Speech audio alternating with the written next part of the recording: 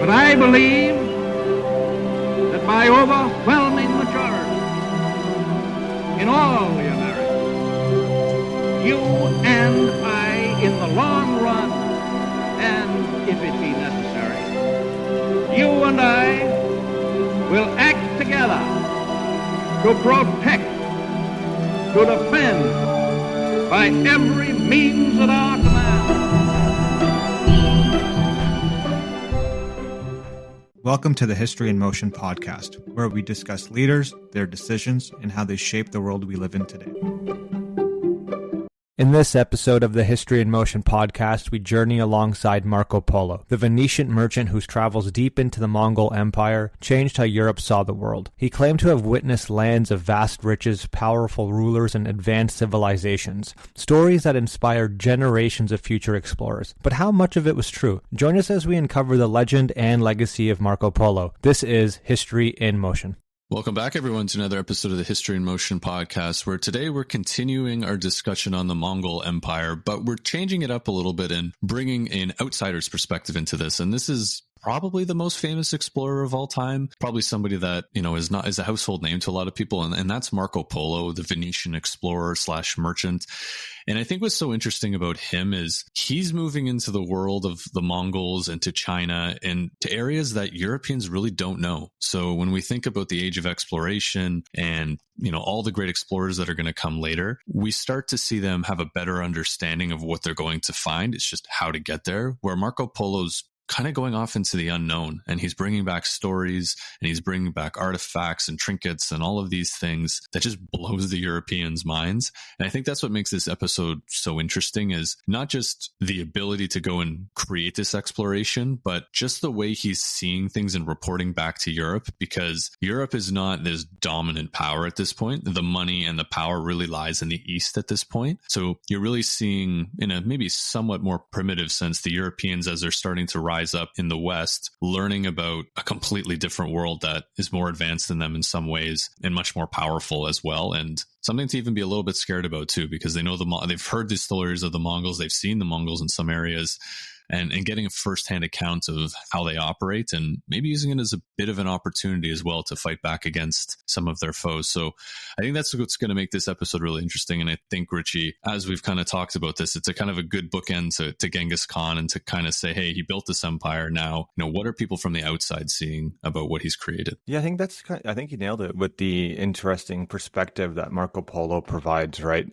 He wasn't the first to travel into Asia or China, but his travels are still groundbreaking in many respects, because he spent 24 years in Asia serving in the court of Kublai Khan, which we will talk about. And I think, there's always been an element of, mystery and controversy surrounding his story, about his diaries and travels, but it also kind of bridges the East and the West in the same way. And we've done a lot of episodes on the age of exploration, but we're usually talking about like the new world, right? And in those episodes where there is like a net new discovery of a piece of land that no one actually knew about. Whereas with Asia, the Europeans are aware of the Silk Road, Asian trade routes, the Silk Road, as it's kind of colloquially termed. And I think it provides that kind of unique perspective and almost like a different perspective or a different angle on the age of exploration in terms of not just expanding westward, but expanding easternly. Yeah, it's interesting that you mentioned that, right? Because it's not this, we're going to cross the ocean and see what happens. They're very aware of what's there, but it's these little details that they don't really know about. And I think that's what makes this so interesting, is because not only is Marco Polo going and visiting there, and like you said, he's not the first to do so. They're getting people trading from there for a while. But what's interesting is his story spreads like wildfire because it's actually written down and written in a narrative sense that people can actually consume. And I think this is, from what we've seen, one of the first big, stories that's transmitted across Europe in a written fashion and written in a way that's accessible to a lot of people as well. Now, remember, Europe is not literate in the slightest, but from the people that can read, it's accessible enough that they can start to understand what Marco Polo is describing, but it's written in a sense that's engaging and has that storytelling element. And I think back to, think of like cavemen and those sort of things, telling stories around the fire, like the most primitive version of human storytelling. There's always that narrative arc to it. And I think that's kind of what we see with Marco Polo here. And it kind of hits two sides as you get a great story, but you also get this wonder and amazement of this far off distant land that exists, but you don't really know what it is on a deeper level. And that's going to be just so compelling to a lot of people. And then also it's a way for people to get rich. So obviously they're going to get excited like anything. But I think those kind of capture, the story of Marco Polo so well. Yeah, that's a good point. Why does anyone do this? I think all of our episodes on the age of exploration, like why would anyone take, 5 ships and cross the ocean into a world unknown? And, the profit motive's definitely at play. And I think it's no different here, right? And I think you make such a good point around the literacy rates of Europe at this time. It's not like people are having book clubs around Marco Polo's diaries, but it probably leans in a bit more into that kind of oral tradition. Imagine for every 100 people, maybe 10 are literate or can read. And now you're able to have these conversations around this new work that's kind of shown up and is really challenging people's beliefs and ideas of what's actually beyond their boundaries. Absolutely. And I think we were going to start with the Mongols, but I think maybe we should start talking a little bit about why anybody would do this. And I think that's interesting about Marco Polo being a Venetian and what the Venetians are really starting to do at this point, because they have become this trading empire powerhouse on the Adriatic Sea, starting to move east, building out trade posts wherever they go. And they're really the kings of maritime travel within the Mediterranean alongside the Genoese at this point.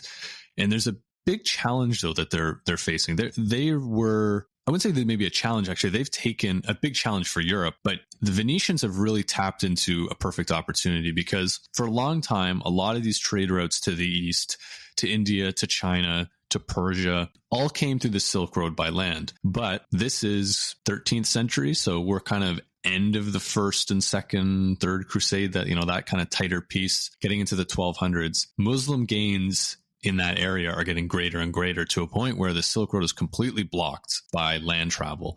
And going by sea is definitely going to be a part where you can get a little bit closer and you don't have to do as long of a journey through either hostile Muslim land, or you can kind of navigate slightly around it. And this is a huge piece for the Venetians and a lot of Europeans, is this is a way for them to find their ways into these eastern lands. And I think part of this has to do with, I don't even know, other than just why do this, is like you mentioned before, Richie, it's just getting rich. There's so much money involved here. Venetians are merchants by nature and they want to make money. And the thing with the Venetians is it's not just, we're going to, a couple of guys going, hey, let's go get rich and go and see what's out there. These are not only sponsored by private money, but public money as well. The Venetian state is actually funding these expeditions to start setting up trading posts in these far off distant lands where they can have a presence and really bring these trading posts and build these trade routes and have them be funneled through Venetian control, because that's where there's a lot of money. So you can bring the goods, but if someone else wants to bring their goods, hey, guess what? We've got a safe passage for you. We've made alliances with all the different factions along the way. And now you've created this vast trading empire. But to get there, you got to send people out to go have conversations. You got to send people out to figure out what the heck's going on out there. And that's really what the Venetians are looking to do. And they're starting to already have trade into Central Asia at this point, and it's going to continue to grow.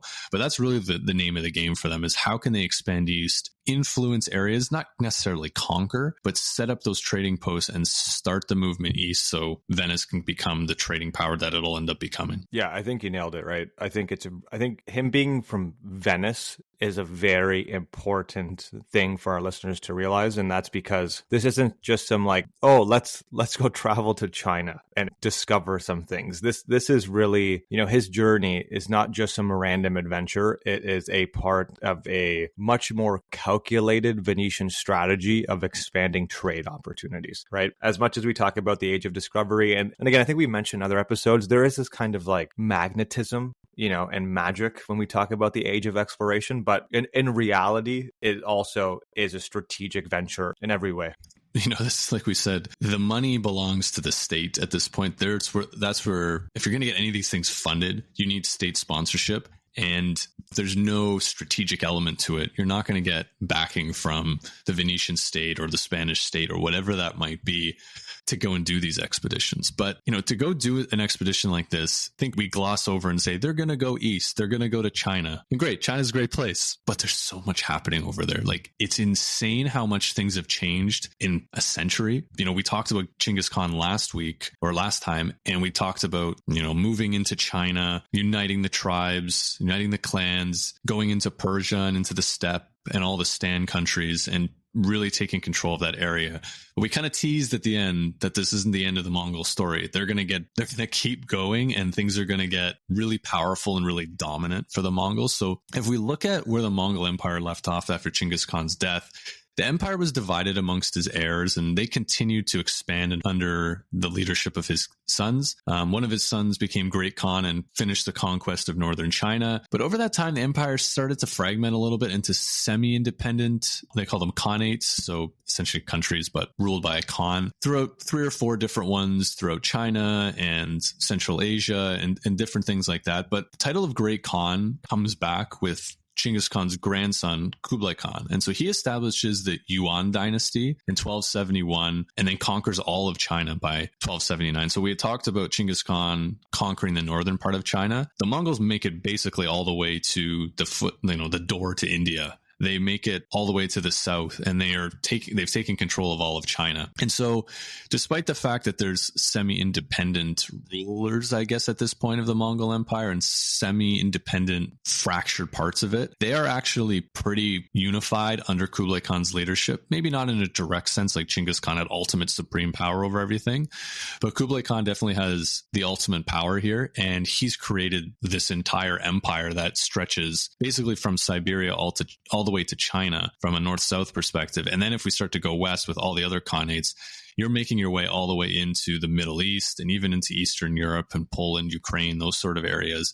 And I think at some point the Mongols get as far as Vienna. So, we're not even talking about Central Europe. We're teetering on the edge of Western Europe at this point. So this is a massive, massive empire, and it's so powerful, but it's got to the point where it's got so much control over the space because it's been doing so for about 100 years that it's relatively peaceful. There's not a lot of infighting. There's not a lot of rebellions. It's just Mongol rule at its finest. And the Silk Road becomes this safe passage for a lot of trade to move from east to west. And again, if I'm the Venetians, this is perfect. If I can get some sort of communication with this Kublai Khan guy and get him on our side and talk to him about a potential trade deal, and we're the only ones that can do it, you can only imagine the money and influence that the Venetians are going to have. Yeah, I think that's a really good point. I think you touched on some really key things there. One, I think this idea of, or the reality of like stability. I was just kind of searching some stuff up while you were speaking, and, this whole period of stability that kind of enables better trade relations, culture, technological innovations. I think it's called Pax Mongolica is kind of the period, right? So the Silk Road's kind of safer than ever right now. So it's allowing people to explore and leverage these trade routes and these opportunities. Because I think from what I understand, Kublai Khan really did kind of welcome and encourage cultural exchange. He saw value in it, right? And we see kind of the sentiment in our last episode, which was, you're going to have to adopt or at least allow the people that you're taking over to have or maintain their, cultural religious norms and structures to be a part of the Khanate. And I think, I don't want to say, it was the perfect setting because it's hard to say that when we're doing historical analysis, but it seems like there were elements that really could enable the Venetians to take advantage of this opportunity to further embed themselves in their trade relations. Absolutely. He's definitely the right guy if you're going to try to come from the outside to connect with. And one of the things that he does, so many things with the Mongolians and their empire and the Empire of Alexander the Great, just based on scale and kind of they cover a lot of the same territory, is Kublai Khan actually starts mixing cultures, I would say, of Mongol culture and Chinese culture, and creates this kind of, he's a kind of a Chinese style emperor, but really rooted in Mongolian traditions. And he creates his new capital in Beijing. And it's kind of a mix, I think, in the sense like we saw with Alexander. Alexander was very Greek, but he really brought a lot of Persian into his lifestyle and created this kind of new-ish culture, I guess. And it's definitely helpful from a stability perspective. Kublai Khan's making the Chinese happy because they can relate to him in some way, but he's not losing his roots and remembering what made him powerful. So one of the things that was interesting to me was, as I was reading about Kublai Khan, I was thinking back to our time with Genghis Khan, we spent a lot of time on this nomadic way of life for the Mongols. And I'm reading about Kublai Khan, and I'm reading about, he's living in a city. He's a Chinese style emperor. He's, building these different pieces of infrastructure and kind of ruling like almost a more modern emperor, but dwelling within a city. So I was trying to understand what the heck actually happened to the Mongols here. And they definitely still identify themselves as nomads, even though they ruled over a lot of settled populations. But they started to live in cities more, and they kind of find this hybrid approach to their culture. So Kublai Khan understands that the Mongol way of life is still important to them. So they still had Mongol military camps. They still had their traditional feasts. They still had their big hunts like they always did. But they were living in cities to some extent and ruling over people that lived in cities. He even built what they called like steppe style enclosures within his cities. So you could kind of have a feel for the way of life that they're used to. And they kept relying on horse mounted archers and kept pushing for this way of life where you were riding from a very young age. So they didn't lose that, but you see a lot of changes to a more sedentary lifestyle where those are the people you're ruling over. That's where a lot of wealth and money is. And so they're trying to find this balance. But this is where Kublai Khan runs into some challenges, is when the little pieces of rebellion and resistance pop up with the Mongols, it's typically someone going, you're not a true Mongol because you've embraced this Chinese way of lifestyle, or you're not living on horseback or living in the wild like us true Mongols do.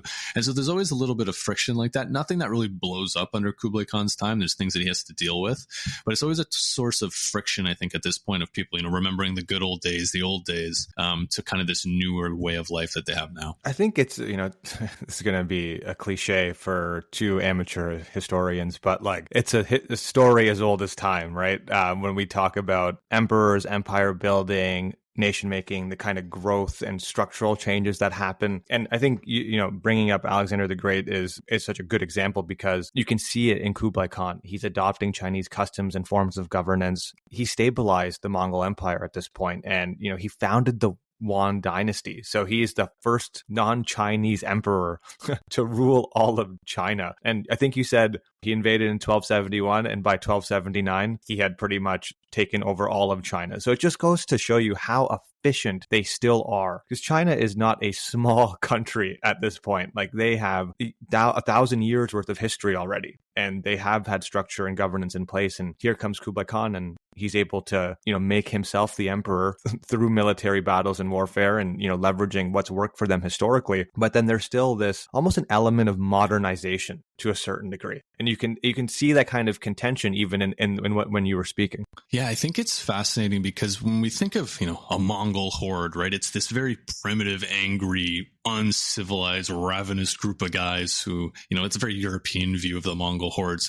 And I think what's so interesting is you have the Mongolians who are so talented militarily and so ruthless militarily. And you have the Chinese who are probably the most advanced society in the world at this point, up for debate, but if you count their entire history up to this point, collectively, probably the most advanced society on the planet. But the Mongols are able to come in and take what they learned from the Chinese and really build a pretty impressive empire and pretty sophisticated in a lot of different ways. Like, the days of the Mongol horde aren't gone. They're obviously still there, but that's not really what they're known for as much. Like you mentioned, this Mongol peace, it's so important because they're able to start sitting down and thinking about, how do I run an empire? So you have this vast postal system. So you have 1,400 stations where riders could ride up to 250 miles a day, stop at a relay, get a fresh horse, and keep going.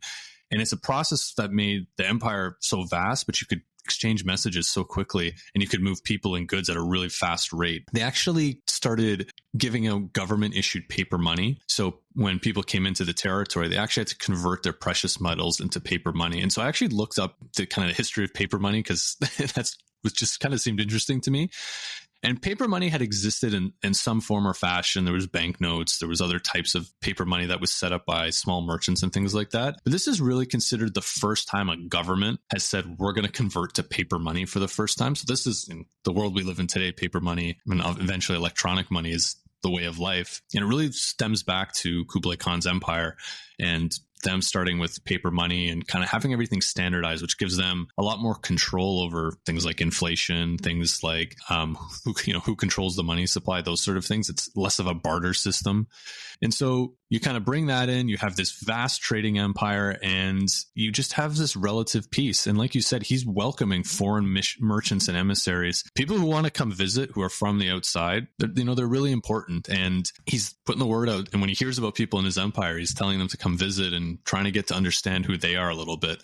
And that's why the Venetians see that and they take kind of an interest in it, because it's really important to remember, the Muslim world and the Christian world are fighting each other. The Mongolians are neither. So if I'm the Pope, I'm rubbing my hands together going, well, I guess these Mongols were just fighting the Muslims in Persia. What if we converted them to Christianity? We would destroy Islam overnight. This is an incredible idea. And so that's where a lot of this comes from. Is obviously there's the ability to get rich, there's the ability for adventure, those sort of things, but always at the very base of all of this is the great battle between Islam and Christianity.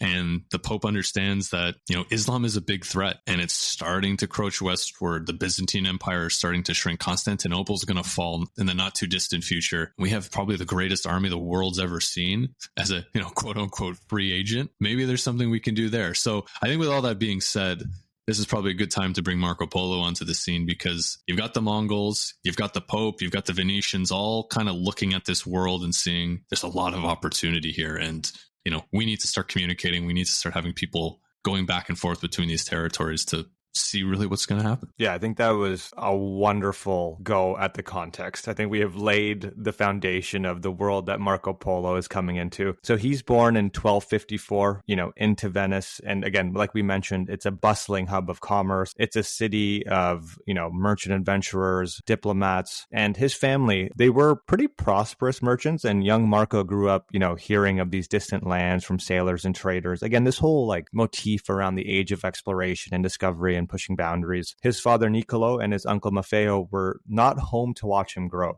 They had ventured east before Marco was even born. In fact, Niccolo and Maffeo spent years trading throughout Asia and even visited the court of the Mongol Emperor Kublai Khan in faraway China while Marco was still in Venice. So Marco was raised by his extended family. He never really knew his father's face, but the Polo household kind of buzzed with stories of these, spice-laden and silk-traded caravans and glittering courts based on the stories that have been, transmission back home. So you can kind of imagine, at this point in time, Marco's a bit of a teenager. One day in 1269, these two weathered travelers arrive at the Polo home, and it's Niccolo and Maffeo, his father and uncle, returning to Venice after a very long absence. Marco meets his dad for the first time at the age of 15.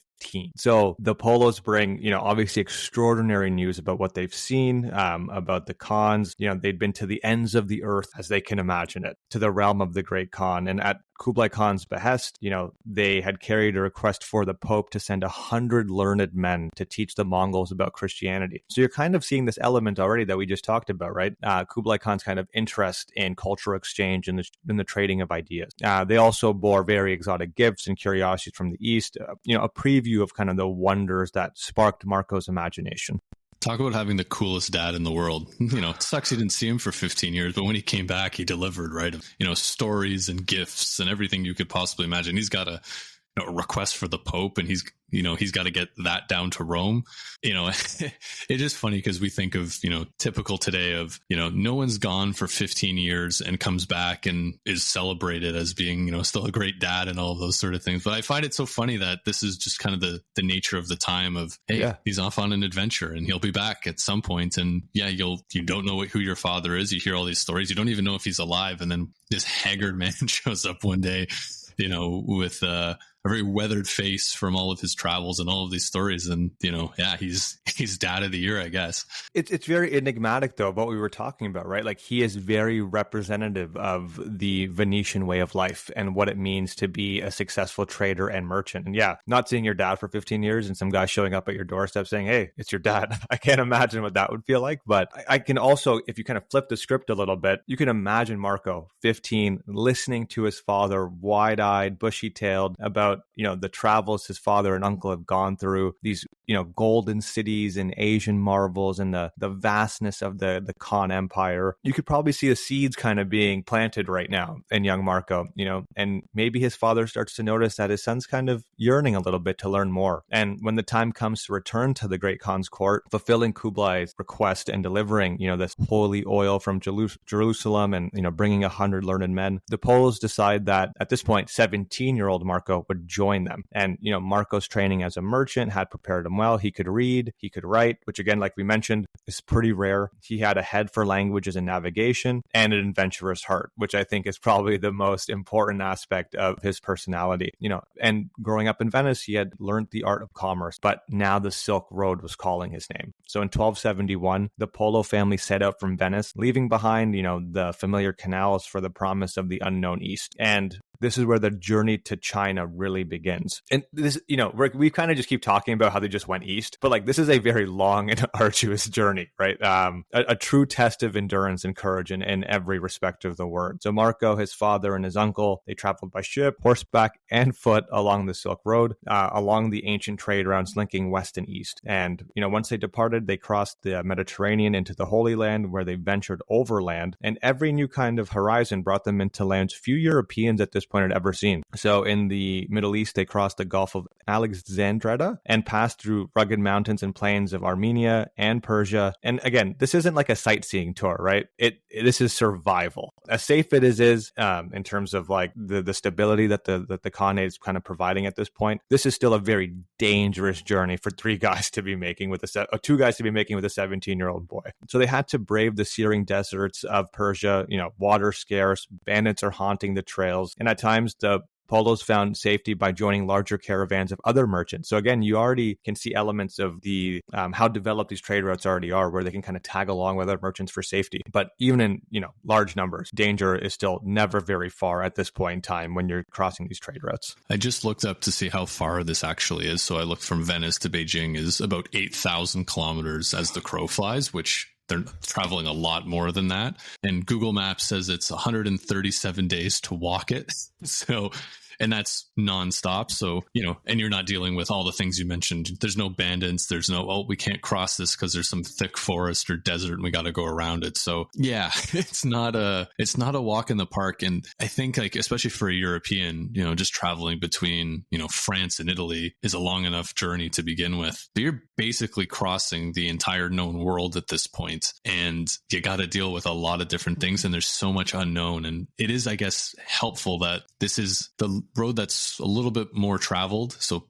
people actually kind of have an idea on where to go, but you never know what can pop up. And again, just from a pure distance standpoint, and you always got to remember too, it's 8,000 kilometers there as the crow flies. But then you got to come back. And so It's not just, we made it great. Well, now we got to do it all again, to come all the way back. So, when we talk about adventure and these sort of things, it's very different than what, the explorers that we've talked about in the past, getting on a boat and going thousands of kilometers on a boat has its own challenges, but it's mostly a straight line, but you can't stop for water and those sort of things versus this is, you can stop off a lot of places, but there's a lot of things in your way physically and from a human perspective that you have to deal with. And obviously pros and cons to both, but not easy. And it takes, a really brave and ambitious person to kind of do it. And I guess it's helpful too that because Dad had already kind of done it, so he already kind of knew the way. But again, 20, 30 years, a lot of things are going to change. Yeah, it's incredible that his father didn't just do this once. He's done this twice at this point in time. And I think Marco definitely learns pretty quickly. And I think you just, you kind of touched on is that,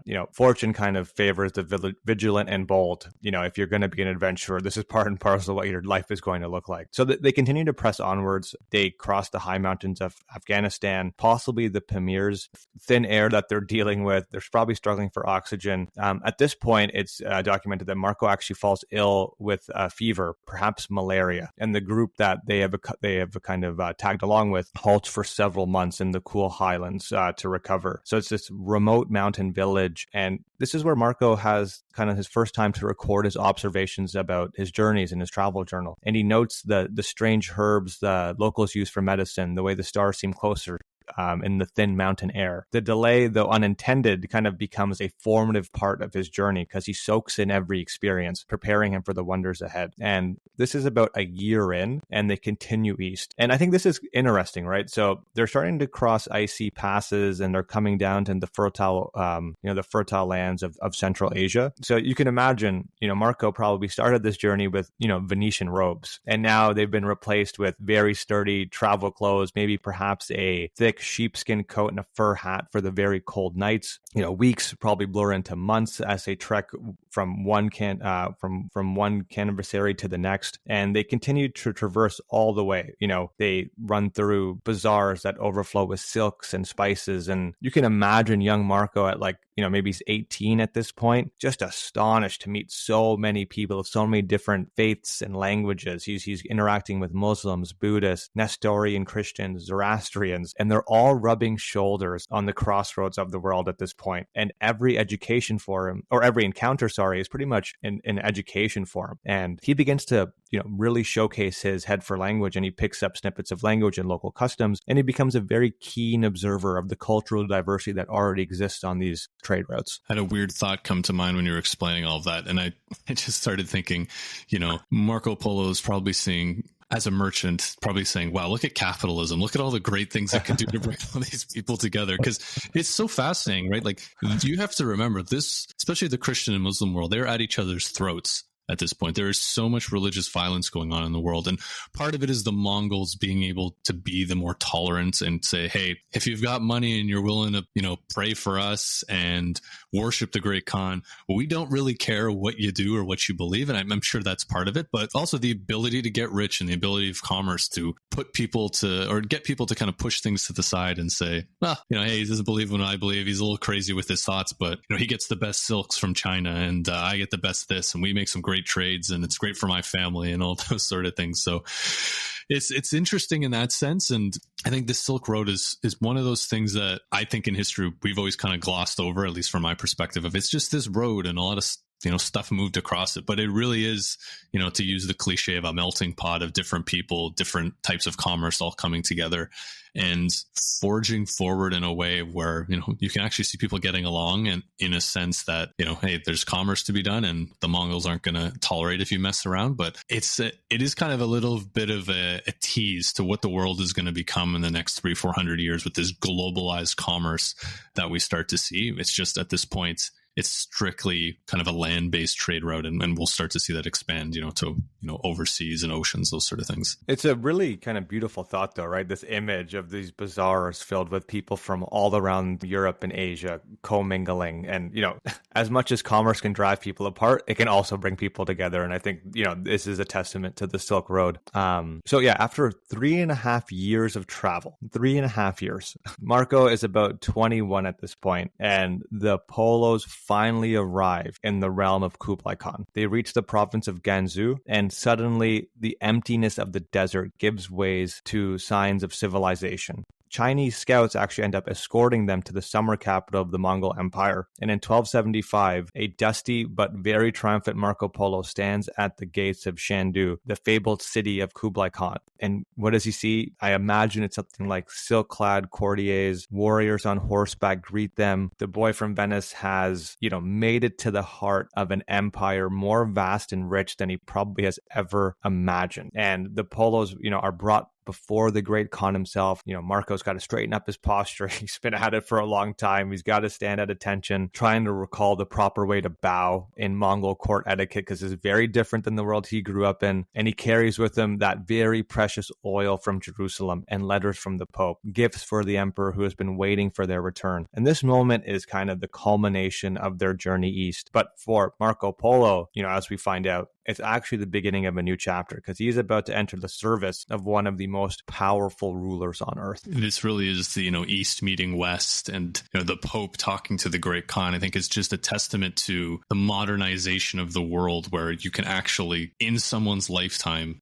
send messages back and forth from Rome all the way to the eastern part of China, I think is quite amazing. But you're right. This is new to Marco in the sense that there's not too many vast empires in the world that he's coming from. You don't see massive European empires at this point. The Middle East is pretty fractured. The Ottoman Empire it's very primitive at this point, maybe even non-existent at this point. You're seeing a lot of broken up Muslim caliphates in the Middle East. But this is like a true proper empire where you could travel for days, months, even years and never leave one empire. I think that's pretty crazy. And then to get to the center of that and see the man who's controlling all of that, there's got to be a little bit of you can see why people look at leaders of great empires as gods, right? Because you hear about this person in passing and you see all the things that he's been able to accomplish, and then you're physically there in front of them and actually get to interact with them.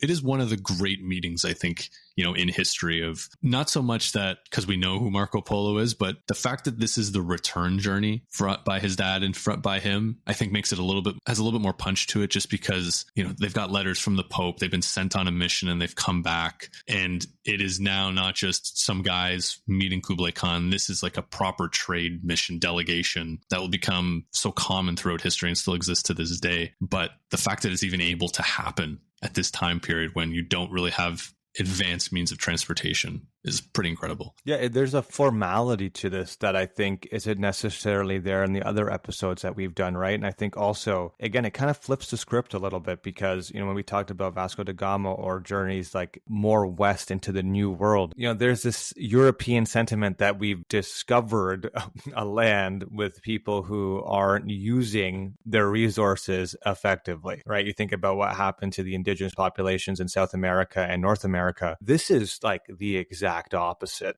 Here we are, these Venetian merchants, coming from this massive hub of commerce, and they're blown away at how advanced and well put together Kublai Khan's court is, and then the broader structure of the empire. This is going to challenge like almost every motif they're probably thinking about, any barbarianism that they might have contested or been taught about previously. They're in the middle of it now, and they're going to see the grandeur of what Kublai Khan's court really is. And I imagine Marco had probably never seen anything like it. They're given comfortable quarters, they're treated as honored guests, even like ambassadors kind of. And, he is blown away by the opulence around him in Beijing, the Khan's main capital. He sees palaces roofed with gold and silver tiles. They're so dazzling, apparently because it hurts your eyes to look at because of the sunlight. Banquets at the courts feature delicacies from across Asia, which I think is a very interesting footnote. Roasted peacocks, spiced mutton, milk wine, and you have thousands of courtiers and officials and foreign emissaries filling the city. It is a very cosmopolitan world that he's kind of entered. Marco met Persians, Arabs, Indians, Turks at Kublai's court, each in their own traditional dress. And I think he probably realized at this point that his empire was the crossroads of the world. And it really, in many ways, symbolizes unification of East and West in a way that he or his family had never seen before. I like kind of the piece you're mentioning, how this is so different of, they've come here as ambassadors.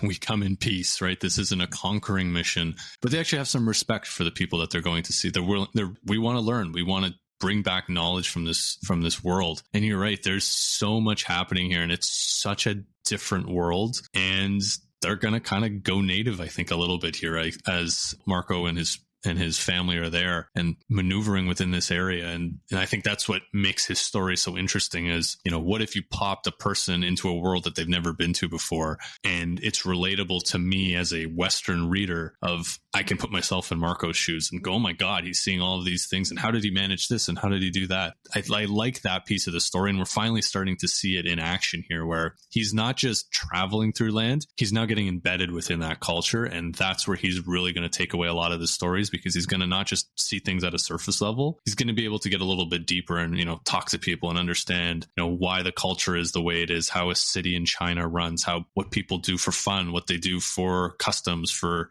birth of a child, death of a family member, all of those sort of things. you need to be in an area for a decent amount of time to understand that. And I think this is probably, for me, what was the most interesting part of his life, is he's able to kind of embed himself in that world, but have that Western presence to kind of compare and contrast when, when he's ready to share his story back home. Yeah, it's the best form of like primary evidence, right? I think the word embed is perfect because he stays there for 17 some odd years, I think. So it's interesting, his relationship that forms with the Khan. And I won't get too much into it because there's a lot of content here. But apparently, the Khan really took a liking to Marco. He found him very quick and clever and witty. And he would like randomly pull him into conversations or questions about, maybe, what do your people know of my empire back home? Do they fear us? Do they admire us? And this was kind of an often reality for him. But before long, the Khan puts Marco's talents to use. He recognizes that he is a very keen observer and has this linguistic ability. So he appoints Marco as foreign emissary and fact finder. So he sent on diplomatic missions throughout the empire, often where Europeans had never ventured. So with a royal golden tablet of authority inscribed with the Khan seal granting him safe passage, Marco's able to travel far and wide on behalf of the Khan himself. So he ventured to the far south of China. He visited provinces like Yunnan, and probably he could have gone as far as Myanmar or Burma. He sailed down the grand rivers of China. He inspected bustling cities like Hangzhou, and he would actually describe the city as the city of heaven for its beauty and size. And he would note the ingenious Chinese inventions unknown to Europe, paper money, porcelain, black stones that burn like coals, to heated bathhouses. And Marco's reports back to Kublai were very detailed and very like vividly described to be able to kind of document and codify all of his findings. One of the things that I thought was interesting as he kind of moves into Southeast Asia a little bit, and we don't know exactly where he sees this, but he talks about a unicorn when he comes back. And I think this is so interesting because he's describing this animal and he doesn't have a European equivalent to it. He doesn't know, you can't say, oh, it's like a this or like a that, but he keeps talking about how it has this big horn in the middle of his head. So he calls it a unicorn. Now, he knows it's not a unicorn in the mythical sense, but he keeps talking about, it's got the skin like an elephant and a single large horn in its head. It likes to roll around in the mud. I don't know what this thing is, but kind of like a unicorn, but it's really ugly looking. It's not there's not a beam of light shining down on it. And really, he's just labeling a rhino. This is the thing. Nobody in Europe's seen rhinos, or at least in a long time, they haven't. And so for him, it's, how do I describe this thing that I've seen? Again, it's like going to an alien world. I've seen this new creature for the first time, and I have to describe it back to the people back home. And the closest he can get to is a unicorn because it's got a horn in the middle of its head, and it's a little bit mysterious and he doesn't understand it. But I think that just goes to show he's in a different world where he's seeing things that he can't necessarily explain. And there's no Western equivalent to a lot of these things. So he's trying to find ways to explain that story back to the people at home. And I always find this interesting is, rhino, unicorn, nothing similar at all other than they have a horn in the middle of their head. I think that's a great example of why his perspective is so unique, right? He's seeing things that no one has seen before from a European context, and I think that's largely why we talk about Marco Polo and his stories and his discoveries. And I think to an earlier point, he stays there for a very long time. He does go native. So as the years passed, Marco grows from a foreigner's observer into a very seasoned official in Kublai's court. So he can speak multiple languages. He's a trusted advisor at this point by the Khan. And it's funny because the Polo'S, I imagine, had originally thought they might stay a few years. They stayed 17. And then during this time, Marco not only carries out missions, but he's very immersed in the culture. He's donning silk robes of a courtier. He's learning to ride and hunt like a Mongol, and perhaps even picked up the delicate art of Chinese calligraphy. He's very in the culture. And he noted that the Mongols and Chinese had very different customs for his own people. But he described them with respect and admiration in his writing. So you can see that respect forming over the time there. And I think that's an important element, right? It's not something that we typically talk about these episodes because it's more conqueror versus conqueree. And this isn't really that in the same vein when it comes to the age of exploration. But at this point, Marco is about in his late 30s by the early 1290s, and they're pretty rich and comfortable at this point in the court. But Venice is a distant memory kind of calling them back, and the Khan is reluctant to let his favored foreigners leave, right? Like, they are pretty influential and useful to him. But there's an opportunity that presents itself in 1292. The Khan receives a request from the Il Khan of Persia. This is Kublai's great nephew, to send a Mongol princess for marriage. This is a relative of Kublai who was to marry the Persian prince. So a grand wedding caravan was to travel by sea from China to Persia. And this is where the Polo'S kind of seized their chance. They volunteered to escort the princess to her new home,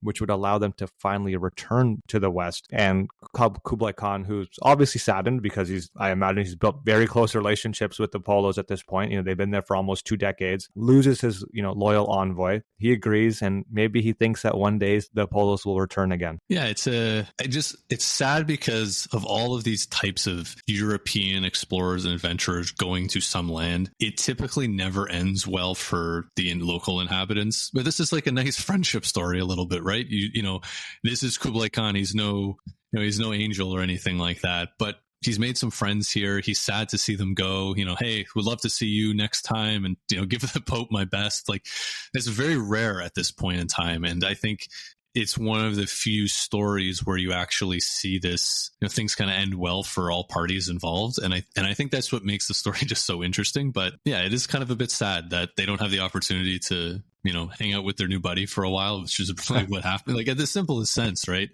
And especially someone who's probably giving them more than they could ever ask for. You're not going to get more rich in the sense than being, the close personal advisor to Kublai Khan. You're going to never have to worry about anything. But you're right, the taste for home and the love for your country and for your city is important, and that's never going to go away. And also, people are expecting them, right? The Pope has sent them on this mission. He wants to hear what's going on. The Venetian people want to hear what's going on, and they want to share their story. They're adventurers at the end of the day. And yeah, it's just, I guess it's time to go home. But yeah, you're right. It's not just a skip down the road to visit the Mongolian Empire and come back. It's 17 years of being in that culture and being embedded in that culture, and then eventually trying to make your way back. It's a bittersweet journey, right? Leaving the Mongol Empire, and Kublai Khan obviously takes care of his favorite advisors. He loads up the Polo'S with riches, gold, jewels, precious silk as a reward for their service. But, the sea voyage is pretty epic in itself. So it's a fleet of 14 ships sailed from China, carrying 600 people down the coast of Vietnam, through the islands of Sumatra and Sri Lanka, and across the Indian Ocean to the Persian Gulf. We've heard this story time and time again with these types of episodes. Storms, disease, and shipwreck claimed many, many lives. Only 18 people survived the 2-year voyage. Wow. 18 people. And as Venetians, too, you are coming from the cream of the crop when it comes to naval travel. I can only imagine the looks on their faces when they probably got onto some of these rickety boats and were like, "Oh boy," Yeah. They're not known for it, right? Yeah, that's not. Yeah, and especially too that naval navigation is starting to become a larger thing. But like, there's no caravels, there's no frigates like you're going to see from the Portuguese in a few hundred years. This is still very primitive naval travel. And yeah, I'm not surprised by the numbers that you sent out, but still a little bit surprised because that's a lot of people that, have to die on this 2-year voyage. And especially when it's something that's sponsored by the Khan, you're not getting the worst ships that they have to offer. You're probably getting some decent ships, but in the grand scheme of where technology is at this point, there's a lot of risk and probably not the best ships that you're going to find. No, not at all. So at this point, it's 1293 when they reach Persia, and they safely somehow manage to deliver the princess to her new husband. But they get some sad news. They learn that Kublai Khan had died by the time they reached Persia in 1294, but they press forward to get home. In 1295, they arrive in Venice. This is probably a very interesting thing that happens. And I don't know how much you can actually trust the research here because there's not like a lot of primary evidence, but you can imagine maybe their accents changed a little bit. They're wearing these like tattered Mongol tunics and hats. And, these strangers are Marco Polo, his father, and his uncle, finally home after 24 years abroad. At first, their own relatives don't even recognize them. And according to legend, the Polo's clothes were so shabby that Venice locals thought them to be beggars. But during the welcome home feast, Marco performed a dramatic reveal. He took a knife and cut open the linings of their coats, and out cascaded rubies, emeralds, diamonds onto the table. And the guests kind of gasped in amazement. And in that moment, any doubt that these were the long-lost Polo's vanished. Only men who had been able to travel to the fabled East could return with such treasures. And, the family's years of adventure had made them wealthy beyond imagination. But I think in the same vein, I can't imagine that settling back into Venetian life was that simple or straightforward for them after so many years abroad. Marco probably feels like a foreigner in his own hometown. He had left as a teenager and returned as a middle-aged man with stories no one could quite believe. And we'll talk a little bit more about that. But Venice is also at war with its rival Genoa at this time. And events soon pulled Marco back into this conflict. In 1298, he joined a Venetian galley fleet as a gentleman commander, drawing on his knowledge of navigation. And in a battle between these two forces, Venice is actually defeated, and Marco, along with hundreds of others, is captured by the Genoese navy. Now Marco Polo finds himself as a prisoner of war, locked in a stone cell in Genoa. Yeah, I guess things changed a little bit for him, right? Personal advisor to Kublai Khan, coming home and doing this grand reveal, looking like a beggar, which I don't care what anybody says. I'm believing that story 100% just because it's cool, and, throwing all the rubies and sapphires on the table saying, it's actually me. Look how rich I am. I think that's a great story, but now he's a prisoner of war. And I think this just goes to show the reality of the time. Things can change so quickly, and you can go from being, like I just said, personal advisor to probably the most powerful person in the entire world to a prisoner in an Italian city-state battle that is on and off again all the time, that is semi-serious, sometimes gets pretty serious, sometimes not so much. And, what do you do now? You're stuck in what they say is kind of like a house arrest sort of situation. The funny thing with the Venetians and the Genoese is they're always looking to trade prisoners, so they don't treat their prisoners too poorly because they need them in tip-top shape. Not tip-top, but not in a state where they're 80% dead when they bring them over. They want to be able to exchange prisoners. So, he's stuck. He's got to do something, but I just think it's a massive change in life for him. Like you said, culture shock, a little bit of coming back to Venice, trying to, get back into things. Okay, I'll get involved in the military campaigns, and then getting captured and now being a prisoner it's just a wild change of events for him, and an important change in event, because I don't think we'd be talking about him today if he didn't get captured. But, here we are, I guess. I think, yeah, very good point. So, ever the entrepreneur, he makes use of his time imprisoned in Genoa. So he's captured in prison after the naval battle. While in prison, he meets a fellow inmate, Ruscello de Pizza. He's a romance writer. Marco dictates his stories to Ruscello, who wrote them down in Old French and possibly embellished them with dramatic flourishes. And this is what the book that we know today, The Travels of Marco Polo, are in its genesis. And the book was first circulated around the year 1300 and became widely copied and translated across Europe. And versions would appear in French, Latin, Italian, each with slight variations. But this is how this kind of, documentation, the codification of his stories and travels really kind of starts. And it ironically is in a jail cell. Yeah. It's funny. Like I have this picture of just like him sitting up against the wall being like, okay, and then we went here, and oh yeah, I saw this. This was pretty crazy. And Ruscello, frantically writing things down. But, there's absolutely some embellishment to this. Marco Polo is going to embellish things for sure, but also Ruscello, he's a fiction writer. Of course, he's going to put a little bit of flair to this. He wants to make this thing interesting. And I think that's part of the reason it sells so well. And part of, the original title was just the description of the world. And for a lot of people, of the description of the world, I barely know what's going on in the village over the hill, let alone what's going on in the world. And so, like you said, it was translated a bunch and kind of spread like wildfire across Europe. But one of the most important things is this is pre-printing press. So all of these manuscripts are hand done. So someone's looking at page one and writing things down. And what happened commonly with these manuscripts was they're being translated. So things get obviously lost in translation, but the stories start to change a little bit. These authors start to put their own flair to it. And as historians have looked back at all these different manuscripts that they're finding, they found in some cases that some are 50% longer than others because of just all the embellishment. And it's not necessarily Marco Polo embellishing or Ruscello embellishing. It's the guy who copied this version, who copied this version, who copied this version. Now you're getting it written in English, or you're getting written in some other, or in Spanish. And somebody decided to change things around so much that you have this new version that is this person's interpretation of what this person's interpretation was of what they were reading. So it's not, putting in the photocopier and just sending out copies. these are copied manually, but changed in a little bit of a sense because of how the author wants to tell that story. And with all that being said, when we look back on this story, these are the sources that we go off of. It's these translated versions, these embellished versions. The original Rustichello original edition has been lost to history. So we don't actually know for sure what Marco Polo told Rustichello, let alone did he remember things correctly, and did Rustichello embellish on any of this? You know, outside of be sitting in that jail cell with two, you're never going to know for sure what actually Marco Polo was saying. But it's a very interesting piece around how knowledge is translated throughout history. It's like the game telephone, right? It's going to change. It's going to get fractured. Things are going to get missed. We don't even know if pages are missing from the original Rustichello version that just been lost to history, or things are completely fabricated by some guy who wrote one version of it in some era.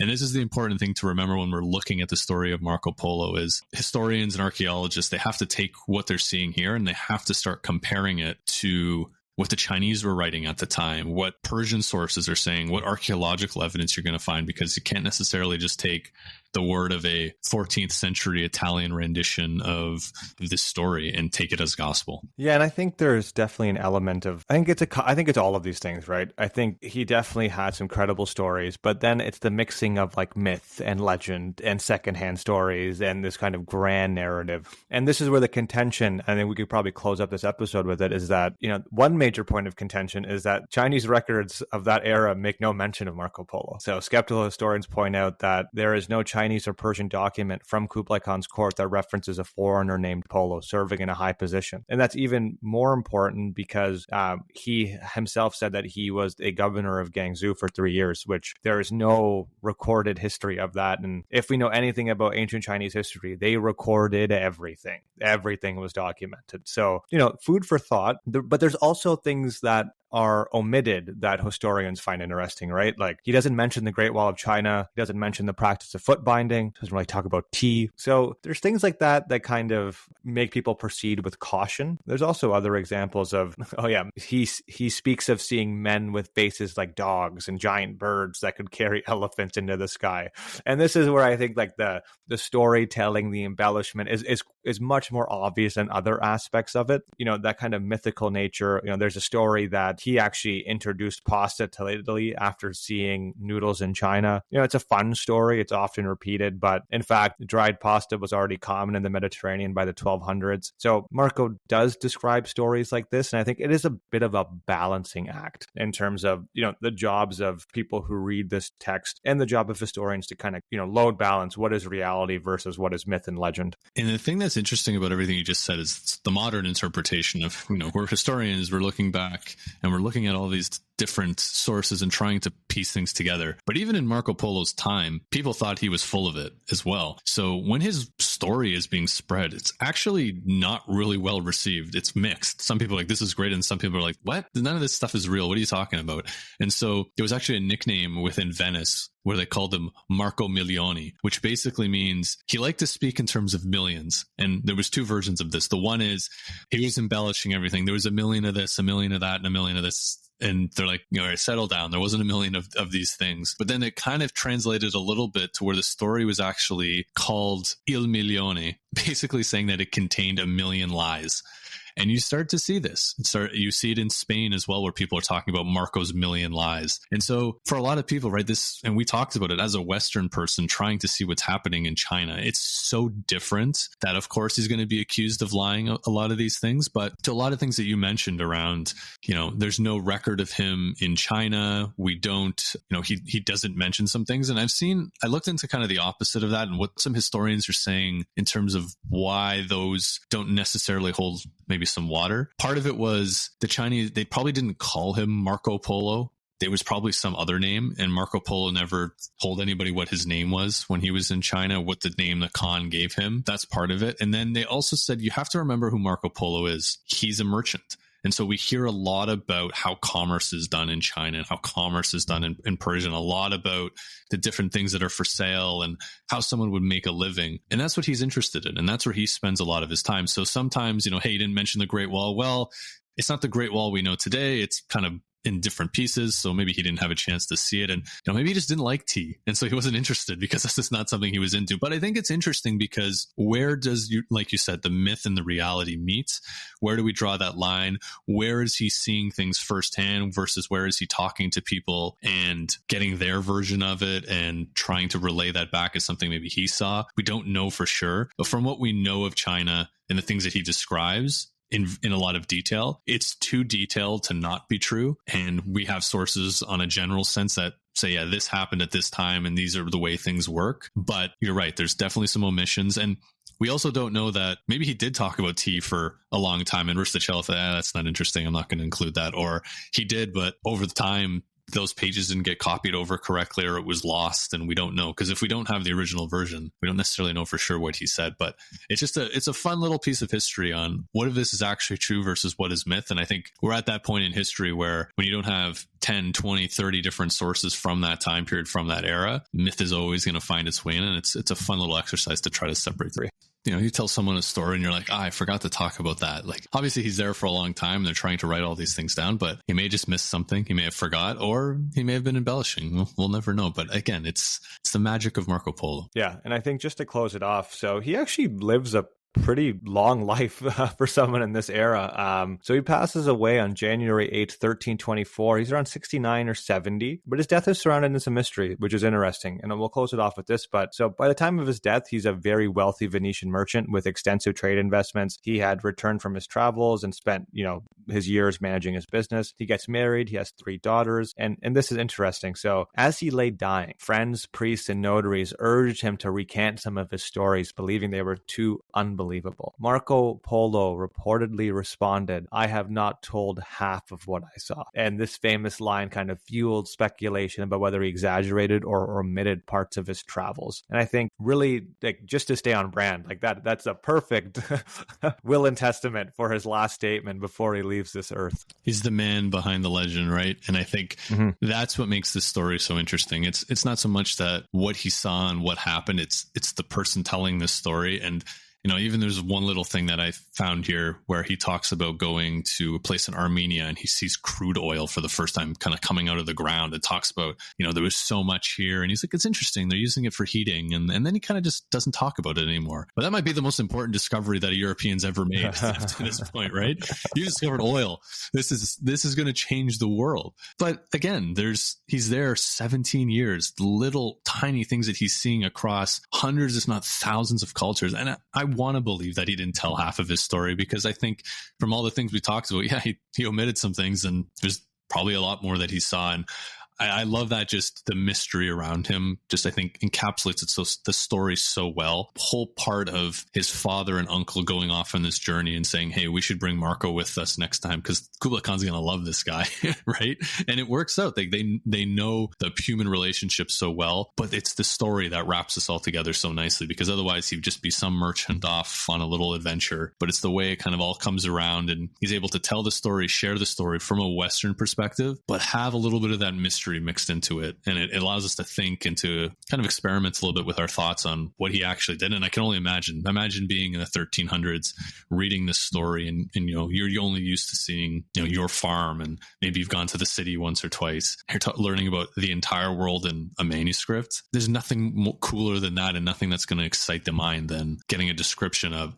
thousands of places that you've never even heard of all across the world. I think on a closing note, it's mentioned, and again, I don't know about the accuracy of this, is that future explorers like Christopher Columbus obviously were inspired by his account, but Columbus in particular actually used to carry a copy of this book on his travels. So you can see the impact that it had. Knowing what we know with Columbus and his interesting way of life and personality, I wouldn't be surprised that he had it as maybe a semi-religious text in his eyes. But why not, right? I wouldn't be surprised, especially as an Italian as well, right? There's probably some relationship there. Despite the fact Columbus is Genoese, I don't know how that would go over having a Venetian's book, but hey, we'll take it and say, maybe it did happen. And again, makes for a little bit more of an interesting story. Awesome. All right. Thanks, everyone. Thank you for listening, everybody. Thank you for listening to today's episode of the History in Motion podcast. If you enjoyed our journey through time, please subscribe, rate us, share the podcast with friends. Your support helps keep history alive. Until next time.